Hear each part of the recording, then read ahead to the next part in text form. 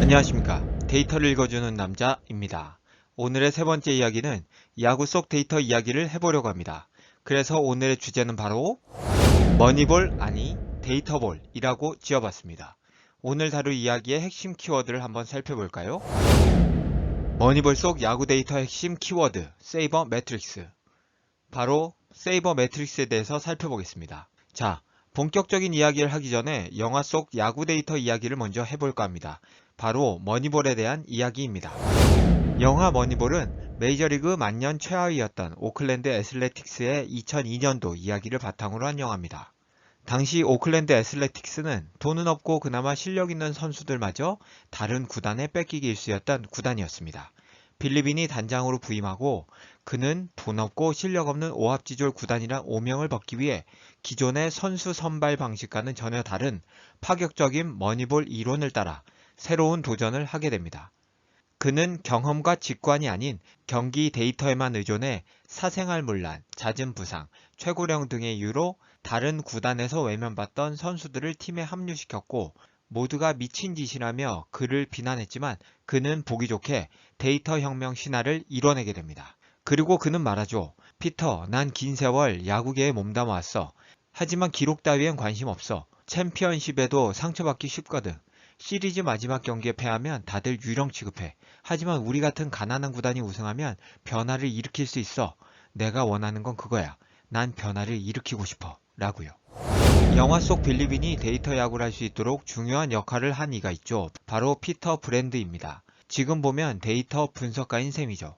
그는 이야기합니다. 다들 야구에 대해서 이해를 못하고 있어요. 팀 운영자들은 선수를 사는 일에만 신경 쓰죠. 중요한 건 선수가 아닌 승리를 사는 거죠. 승리하려면 득점할 선수를 사야죠. 라고요.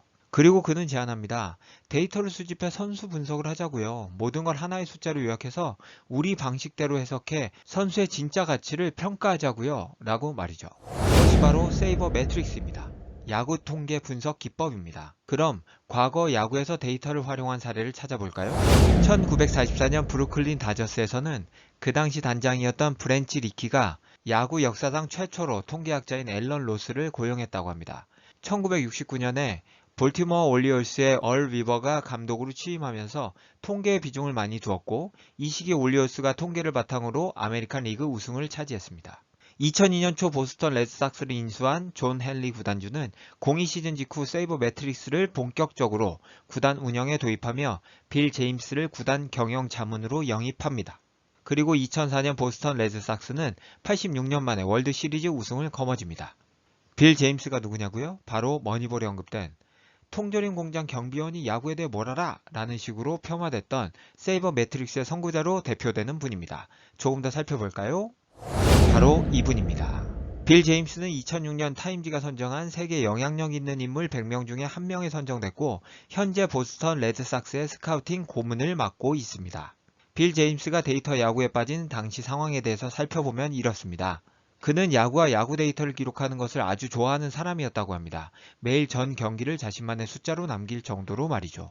그는 당시 야구 경기를 기록하는 방법이 점수뿐이었고 팬들이 이용할 수 있는 통계라고는 타율, 평균 자책점과 같은 단편적인 숫자에 불과한 것이 안타까웠다고 합니다. 그래서 고민했다고 하죠. 어떻게 하면 야구라는 경기의 진면목을 더 효과적으로 숫자로 나타낼 수 있을지에 대해서 말이죠. 그리고 그는 야구를 좀 더 세밀하게 지켜볼 수 있는 새로운 데이터 수치들을 개발하게 됩니다. 순수 장타율, 피타고레안 승률 등 현재 널리 쓰이는 세이버 매트릭스 지표들 중 상당수가 이때 만들어진 것이라고 합니다. 저는 영화 머니볼에 대해 이렇게 정리하고 싶습니다. 머니볼 속 빌리빈은 세이버 매트릭스를 응용해 적은 비용으로 구단을 운영하는 해법을 찾은 것이라고 말이죠. 이후 세이버 매트릭스는 학문적으로 고도화되고 전문화되면서 일반 야구 팬들이 쉽게 접근하기에는 어려운 개념과 수학적, 통계학적 모델링이 더해지게 됩니다. 그렇다 보니 사실 세이버 매트릭스 지표를 하나하나 따지는 것에는 한계가 있습니다.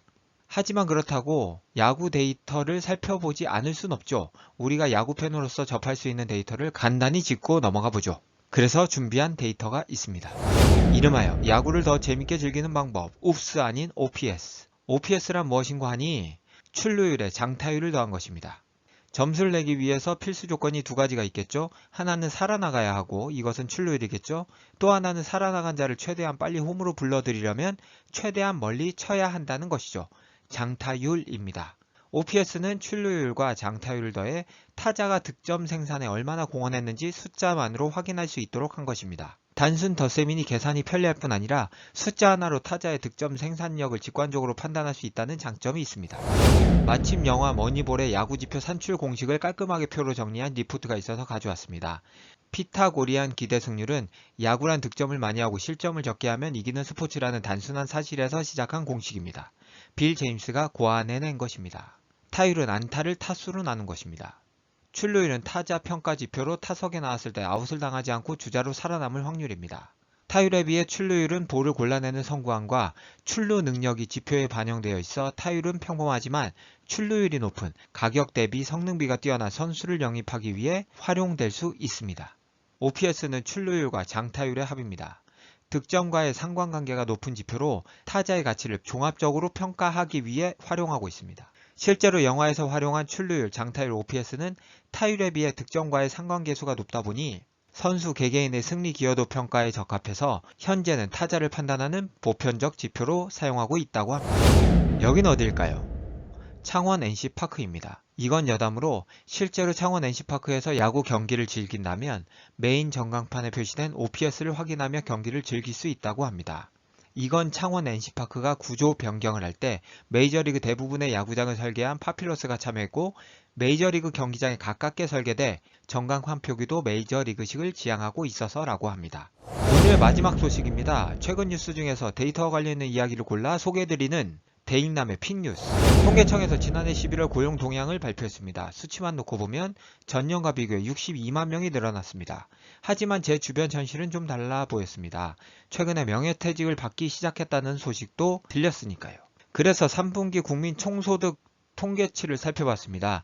그런데 어찌된 일일까요? 우리나라 국민이 외국에서 열심히 벌었음에도 실질 국민 총소득이 줄었다는 내용입니다. 여기에는 여러 가지 변수가 있었을 겁니다. 하지만 고용은 늘었다는데 소득이 줄었다는 통계치를 보니 많은 생각을 하게 됐습니다. 오늘 준비한 내용은 여기까지입니다. 지금까지 데이터 읽어주는 남자를 시청해주셔서 감사합니다. 다음에 더 좋은 데이터를 가지고 찾아뵙겠습니다. 감사합니다.